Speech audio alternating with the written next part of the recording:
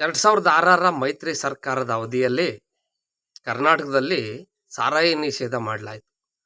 ಅವತ್ತು 13 ರೂಪಾಯಿ ಇತ್ತು ಸಾರಾಯಿ. ಇವತ್ತಿದ್ರೆ ಒಂದು 30 ರೂಪಾಯಿ ಇರುವುದೇನು. ಅವತ್ತಿನ ಮೈತ್ರಿ ಸರ್ಕಾರದ ಮುಖ್ಯಮಂತ್ರಿಗಳು ಒಳ್ಳೆ ದೃಷ್ಟಿಯಿಂದ ಸಾರಾಯಿ ನಿಷೇಧವನ್ನ ಮಾಡಿದ್ರು. ಕಾರಣ, ದುಡಿದು ಬರ್ತಿದ್ದಂಥ ಹೆಣ್ಣು ಮಕ್ಕಳ ಹತ್ರ ಅವರ ಮನೆಯ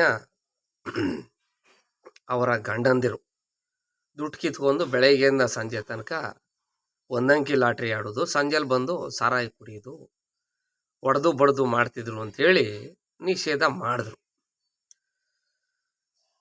ಇವತ್ತೇನಾಗಿದೆ, ಅವತ್ತು ನಿಷೇಧ ಮಾಡಿದಾಗ ಅದು ಫಲಪ್ರದ ಆಯಿತು. ಹೆಂಗೆ ಅಂತೇಳಿ, ಈಗ ನಮ್ಮೂರು ಬೆಂಗಳೂರು ದಕ್ಷಿಣ ಜಿಲ್ಲೆ ಅಂದರೆ ರಾಮನಗರ ಜಿಲ್ಲೆ, ಚನ್ನಪಟ್ಟಣ ತಾಲೂಕು, ಸುಳ್ಳೇರಿ. ನಮ್ಮೂರಿಂದ 5 ಕಿಲೋಮೀಟ್ರಲ್ಲಿ ಅಕ್ಕೂರಿದೆ, 10 ಕಿಲೋಮೀಟ್ರ್ ಚನ್ನಪಟ್ಟಣ ಇದೆ, 10 ಕಿಲೋಮೀಟ್ರ್ ಇಗ್ಲೂರಿದೆ. ಇಲ್ಲಿಗೋಗಿ 90 ಹೊಡ್ಕೊಂಡು ಬರೋಕೆ ಈಗಿನಂಗೆ ಮನೆಗೆ 2-2, 3-3 ಬೈಕ್ ಇರಲಿಲ್ಲ, ಸೈಕಲಲ್ಲಿ ಹೋಗ್ಬೇಕಾಯ್ತು. ಇವನೋಗಿ 90 ಹೊಡ್ಕೊಂಡು ಸೈಕಲ್ ತುಳ್ಕೊ ಬರೋದಕ್ಕೆ ಅದು ಇಳದೆ ಹೋಯ್ತಿತ್ತು, ಬಾರ್ಗೋಗಿ ಕುಡ್ಕೊ ಬರ್ಬೇಕಾದ್ರೆ. ಆಗೇನು ಮಾಡುವ, ಬಿಸಿನೀರು ಸ್ನಾನ ಮಾಡಿಬಿಟ್ಟು ಇಲ್ದಾರ ಒಂದು ಅರ್ಧ ಒಂದಿಷ್ಟಾಗಲ ಕಾಯಿ ಹಾಕ್ಬಿಟ್ಟು ಕಾಯಿ ಹಾಲು ಕುಡ್ಕೊಂಡು ಮಲ್ಕೊವ, ಮೈ ನೋವೆಲ್ಲ ಪರಿಹಾರ ಆಯ್ತಿತ್ತು. ಈಗೇನಾಗಿದೆ, ತಲೆಗಾಕೋ ಹರಳೆಣ್ಣೆ, ಅಡುಗೆಗಾಕು ಎಣ್ಣೆ, ನವರತ್ನ ತೈಲ ಸಿಗ್ತೇ ಇರುವಂಥ ಸಣ್ಣ ಪುಟ್ಟ ಕಿರಾಣಿಗಳ ಪೆಟ್ಟಿಗೆ ಅಂಗಡಿಗಳಲ್ಲೂ ಈ ಎಣ್ಣೆ ಎಲ್ಲ ಬ್ರ್ಯಾಂಡ್ಗಳು ಸಿಗ್ತದೆ. ಅದು ಯಾರು ಕೊಡುಗೆ ಅಂತ ಗೊತ್ತಾ? ಇವತ್ತು ಬೆಳಗಾವಿ ಅಧಿವೇಶನದಲ್ಲಿ ಯಾರೊಬ್ಬರು ಶಾಸಕರು, ವಿರೋಧ ಪಕ್ಷದ ಶಾಸಕರು ಹೇಳ್ತಿದ್ರು, ನಿಮ್ಮ ಗ್ಯಾರಂಟಿಗಳನ್ನು ಬಂದ್ ಮಾಡಿಬಿಡಿ, ಸಾರಾಯಿನೂ ಬಂದ್ ಮಾಡಿಬಿಡಿ ಅಂತ. ಗ್ಯಾರಂಟಿಗಳು ಬಂದ್ ಮಾಡಿದ್ರು ಜನ ಸುಮ್ಮನಾಗ್ಬೋದು, 4 ದಿನ ಬೈಕೊಂದು. ಆದರೆ ಈ ಸಾರಾಯಿ ಅಂದರೆ ಮದ್ಯಪಾನ ಬಂದ್ ಮಾಡಿದ್ರೆ ಕಷ್ಟ ಅದೇ. ಹೆಣ್ಣು ಬಿಟ್ಟವು ಎಣ್ಣೆ ಬಿಡುವುದಿಲ್ಲ ಅನ್ನೋ ಮನಸ್ಥಿತಿಗೆ ಈಗಿನ ಯುವತಿಯರು, ಯುವಕರು, ವಯಸ್ಕರು ಎಲ್ಲ ಬಂದ್ಬಿಟ್ಟವ್ರೆ. ಸಂಜೆ ಆಗೋದನ್ನೇ ಕಾಯ್ತಾ ಇರ್ತಾರೆ. ಬೆಳಗ್ಗೆ ಹೊತ್ತೆಲ್ಲ ಮಹಿಳೆಯರು ದೇವಸ್ಥಾನ ತಾವು ನವಗ್ರಹ ಸುತ್ಕೊಂಡು, ಅರಳಿ ಮರ ಸುತ್ಕೊಂಡು ಪೂಜೆ ಪುನಸ್ಕಾರ ಮಾಡ್ತಾ ಇದ್ರೆ, ಸಂಜೆ ಐತಿದಂಗೆ ಗಂಡಸರು ಕಿರಾಣಿಗಳ ಅಂಗಡಿಗಳ ಹತ್ರ, MSIL ಬಾರ್ಗಳ ಹತ್ರ, ಬಾರ್ ಆ್ಯಂಡ್ ರೆಸ್ಟೋರೆಂಟ್ ಹತ್ರ, ಅದು ಪುರುಷರಿಗೆ ದೇವಸ್ಥಾನ, ಎಣ್ಣೆ ಅಂಗಡಿ. ಹಾಗಾಗಿ ಈಗ ನಾನೇ ಹೇಳ್ತೀನಪ್ಪ, 20 ವರ್ಷ ತಿಂಚಾರೆ ನಾನು ಕಿರಾಣಿ ಅಂಗಡಿ ಮಡಗಿದ್ದಾಗ ಬೆಳಿಗ್ಗೆ 3 ಗಂಟೆ 4 ಗಂಟೆಗೆ ಹೋಗಿ ಕಂಬಳಿ ಚೀಲಕ್ಕೆ ಹಾಕೊಂಡು 2 ಕೇಸ್ ಎಣ್ಣೆ ತಂತೀವಿ. ರಾಜ, ಜಾಕಿ, ಒರಿಜಿನಲ್ಲು. ಅವತ್ತೆಷ್ಟು 12 ರೂಪಾಯಿ ಇತ್ತು ಒಂದು ಕ್ವಾರ್ಟರ್ ಎಣ್ಣೆ. ನಾವು 20 ರೂಪಾಯಿಗೆ ಮಾರ್ಕೋತಿದ್ವಿ. ರಾಜ ವಿಸ್ಕಿ, ಜಾಕಿ ವಿಸ್ಕಿ. ಇವತ್ತು OT ಅಂತ ಹೇಳ್ತೀವಲ್ಲ, ಅದೇ ಅವತ್ತು ಏನು ಕವರ್ ಸುತ್ತಿ ಭಾರಿ ಹೈ ಕ್ಲಾಸು, 40 ರೂಪಾಯಿ ಅವತ್ತು OT 20 ವರ್ಷದಲ್ಲಿ. ಇವತ್ತು 140 ಕೆಗಿವೆ. ಅವತ್ತು 6,000 ಕೋಟಿ ಸಾರಾಯಿಂದ ಬರ್ತಿರ್ತಕ್ಕಂಥ ಆದಾಯ, ಅಂದರೆ ಅಬಕಾರಿ ಇಲಾಖೆ ಆದಾಯ 6,000 ಕೋಟಿ. ಇವತ್ತು 48,000 ಕೋಟಿ. ಅದರ 5 ಪಟ್ಟು ಜಾಸ್ತಿ ಆಗತ್ತೆ. ಆದರೆ ಅವತ್ತು 13 ರೂಪಾಯಿ ಇದ್ದಂಥ ಸಾರಾಯಿ ಇದ್ರೆ ಇವತ್ತು 30 ರೂಪಾಯಿ ಇರೋದು. ಆದರೂ ಹೆಂಗಿತ್ತು ಅಂದಿರಿ ಸಾರಾಯಿ? 2 ಪಾಕಿಟ ಬಿಟ್ಬಿಟ್ಟು ಅರ್ಧ ಓಳ ಹಿಂಬೆಣ್ಣ ಚೂಚ್ಬಿಟ್ಟು ಕುಡಿದ್ಬಿಟ್ಟು ಬಂದು ಉಪ್ಸಾರು ಮುದ್ದೆ ಇಟ್ಟ ಉಣ್ಬಿಟ್ಟು ಮನಿಕೊಂಡ್ರೆ ಒಳ್ಳೆ ನಿದ್ದೆ ಬರ್ತಿತ್ತು. ಆದರೆ ಇವತ್ತಿನ ಎಣ್ಣೆ ಕುಡಿದ್ರೆ ನಿರ್ಜಲೀಕರಣ ಸಮಸ್ಯೆ, ನಿದ್ದೆನೇ ಬರುವುದಿಲ್ಲ. ಏನೋ ಒಂದಷ್ಟೊತ್ತು ಮತ್ನಂಗೆ ಬಂದಿರ್ತದೆ, ಜಾಸ್ತಿ ಕುಡಿದ್ರೂ ಬಂದಿರ್ತದೆ, ಪ್ರಜ್ಞೆ ಇಲ್ಲದೆ ಇರುವಷ್ಟು.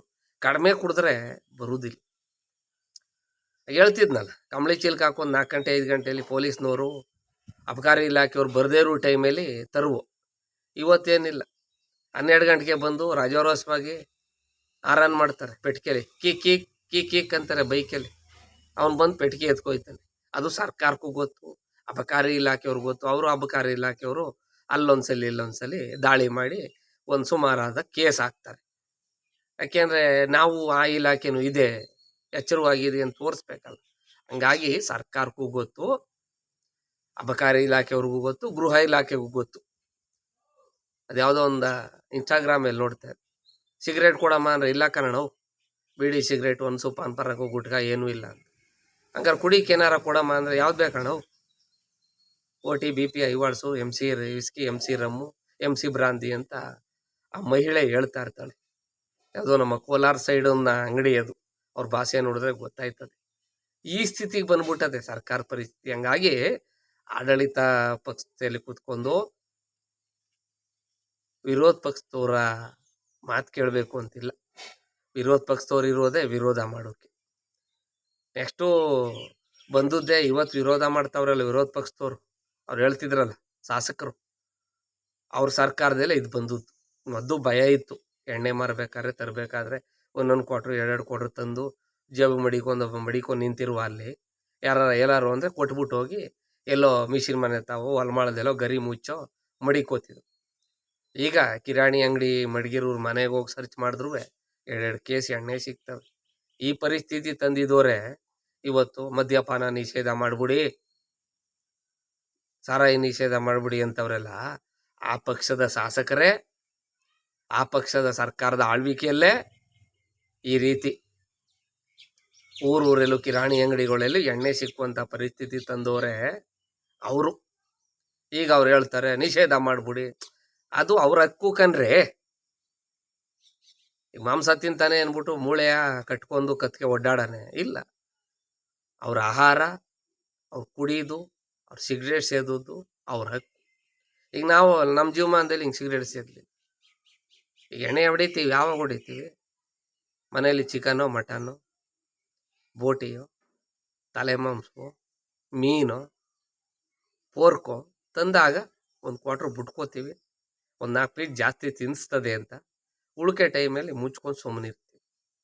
ಇಲ್ಲರ ಯಾವ್ದಾರ ಬೀಗ್ರ ಔತಣ, ನಾಮಕರಣ ಇಂಥವಕ್ಕೆ ಹೋದಾಗ ಅದು ಬಿಟ್ಬಿಟ್ಟು ಉಪ್ಸಾರು ಇಟ್ಗುವೆ ಎಣ್ಣೆ ಹೊಡ್ಕೊಂಡು ಹುಳ್ಳಿಕಾಳು ಉಪ್ಸಾರಿಗೂ ಎಣ್ಣೆ ಹೊಡಿತಾ ಕೂತ್ಕೊಂಡ್ರೆ ಅದು ಜೀವನ ಆದದೆ. ಎಣ್ಣೆಗೆ ತಕ್ಕನಾಗಿ ಈಗ 150 ರೂಪಾಯಿನ ಎಣ್ಣೆ ಉಣ್ಣು ಅಂದರೆ 300 ರೂಪಾಯಿನ ಪದಾರ್ಥ ತಿನ್ನಬೇಕು. 150 ರೂಪಾಯಿನ ಎಣ್ಣೆ ತಿಂದವರು ಕಮ್ಮಿ ಅಂದರೆ ಅರ್ಧ kg ಕಬಾಬ್ ತಿನ್ನಬೇಕು. ಆಗ ಅದು ಈಡು ಜೋಡು ಸರಿಯುತ್ತದೆ. ಅದು ಬಿಟ್ಬಿಟ್ಟು 1 ಕ್ವಾಟ್ರು OTಯೋ BP ಐವಾಡ್ಸ್ ಕುಡಿದ್ಬಿಟ್ಟು ಇಷ್ಟು ಕಡಲೆಪುರಿ ತಿನ್ಬಿಟ್ಟು ಇಲ್ದರೆ ಒಂದು ಉಪ್ಪಿನಕಾಯಿ ನೆಕ್ಕೊ ಬಂದ್ಬಿಟ್ಟು ಇದರೆಲ್ಲ ಒಂದು ಗೋಟಿ ಪಾಕಿಟ್ ತಿನ್ಕೊಬಂದ್ಬಿಟ್ರೆ ಅವು ಒಳಗೆ ಗುದ್ದಾಡ್ತವೆ, ಹೊಂದಾಣಿಕೆ ಆಗೋದಿಲ್ಲ. ಅದೇ 1 ಕ್ವಾಟ್ರ್ ಎಣ್ಣೆ ಉಡ್ದು 1-2 ಮೀನು, 1-2 ಆಮ್ಲೆಟು, ಚಿಕನ್ನು ಮಟನ್ನು ಫಿಶ್ ಇವು ತಿಂದಾಗ ಅವು ಒಂದಕ್ಕೊಂದು ಹಿಂಗೆ ಬೆರೆತೋಯ್ತವೆ. ಆಹಾ ಅನ್ನುವಂಥ ಮಜಾ ಬರ್ತದೆ. ಹಂಗಾಗಿ ವಿರೋಧ ಪಕ್ಷದಲ್ಲಿ ಕುಂತ್ಕೊಂಡು ಹೇಳಿಕೆ ಕೊಡುವಷ್ಟು ಸುಲಭ ಅಲ್ಲ ಕೆಲವೊಂದು ನಿಷೇಧ ಮಾಡೋದು. ಲಾಟ್ರಿ ನಿಷೇಧ ಆಯಿತು, ಈಗ ಆನ್ಲೈನ್ ಗೇಮಲ್ಲಿ ಆಗೇನೋ ಸಾವಿರ ನಷ್ಟ ಮಾಡ್ಕೋತಿದ್ರು ಒಂದಂಕಿ ಲಾಟ್ರಿ ಆಡಿ. ಇವತ್ತೇನಾಗಿದೆ, ಆನ್ಲೈನ್ ಬೆಟ್ಟಿಂಗು, IPL ಬೆಟ್ಟಿಂಗು, ಲಕ್ಷಾಂತರ ರೂಪಾಯಿ 20 ಲಕ್ಷ 30 ಲಕ್ಷ 50 ಲಕ್ಷ ಕಳ್ಕೊಂಡು ಸಾಲ ಮಾಡಿ ಆತ್ಮಹತ್ಯೆ ಮಾಡ್ಕೊಬಿಟ್ರು ಯುವಕರೆಲ್ಲ. ಇವೆರಡೂ ರಾಷ್ಟ್ರೀಯ ಪಕ್ಷಗಳ ಕೊಡುಗೆ ರಾಜ್ಯಕ್ಕೆ, ಅದು ಪ್ರಾದೇಶಿಕ ಪಕ್ಷದ ಕೊಡುಗೆ. ಹಂಗನ್ಬಿಟ್ಟು ನಾನು JDS ಬಗ್ಗೆ ಒಲವು ವ್ಯಕ್ತಪಡಿಸ್ತಾವ್ನಿ, ಮುಂದಿನ ಚುನಾವಣೆಗಳಲ್ಲಿ ಆ ಪಕ್ಷಕ್ಕೆ ಓಟ್ ಹಾಕಿ, ಅದಲ್ಲ. ವಾಸ್ತವ ಹೇಳೋಕೆ ಹಂಗ ಇವನಿಗೆ ಕನ್ನಡಿ ಬೇಕೆ ಅನ್ನುವಂಗೆ, ಅನ್ಯಾಯ ಹೇಳೋಕೆ ಯಾರ ಪರ ವಿರೋಧ ಅಂತಲ್ಲ. ವಾಸ್ತವ ಹೇಳೋಕೆ ಯಾರದೇ ಹಂಗು ಹಮ್ಮು ಬಿಮ್ಮು ಇರಬಾರ್ದು. ಮನುಷ್ಯನಿಗೆ ಗೌರವ ಇರಬೇಕು. ವಾಸ್ತವ ಹೇಳಬೇಕಾದ್ರೆ ಧೈರ್ಯ ಇರಬೇಕು. ಆ ವಾಸ್ತವ ಹೇಳೋಕ್ಕೂ ಹೆದರ್ಕೋಬಾರ್ದು. ಆ ಸಿದ್ಧಾಂತ ನನ್ನದು. ಹಾಗಾಗಿ ಸ್ನೇಹಿತರೆ, ಇವತ್ತು ಕ್ರಿಸ್ಮಸ್ ಹಬ್ಬ, ಸರ್ಕಾರಿ ನೌಕರರಿಗೆ ರಜೆ ಕೊಟ್ಟಿದೆ ಸರ್ಕಾರ. ಉತ್ತರಂಟೆ ಹೋಗಿ ಚಿಕನ್ನೋ ಮಟನ್ನೋ ತಂದು ಉತ್ತರಂಟೆ ಸ್ನಾನ ಮಾಡಿ ಬಿಸಿನೀರಲ್ಲಿ 1 ಕ್ವಾಟ್ರು ಬಿಟ್ಕೊಂಡು ಆರಾಮಾಗಿ ಉಣ್ಕೋ ತಿನ್ಕೊಂಡು ದಿನವನ್ನು ಎಂಜಾಯ್ ಮಾಡಿ ಅಂತ ಹೇಳ್ತಾ ನನ್ನ ಈ ಸಾಮಾಜಿಕ ಜಾಲತಾಣ ಯೂಟ್ಯೂಬ್ ವಿಡಿಯೋಗೆ ಪೂರ್ಣ ವಿರಾಮ ಆಗ್ತಾ ಇದ್ದೀನಿ. ದಯವಿಟ್ಟು ನನ್ನ SP ಮಲ್ಲೇಶ್ BMTC @ಕರುನಾಡು ಅನ್ನುವಂಥ ಚಾನಲನ್ನು ಸಬ್ಸ್ಕ್ರೈಬ್ ಮಾಡಿ. ಅತಿ ಹೆಚ್ಚಿನ ಮಾಹಿತಿ ನನ್ನಿಂದ ನಿಮಗೆ ಸಿಗುವಂತಾಗಲಿ. ವಂದನೆಗಳು.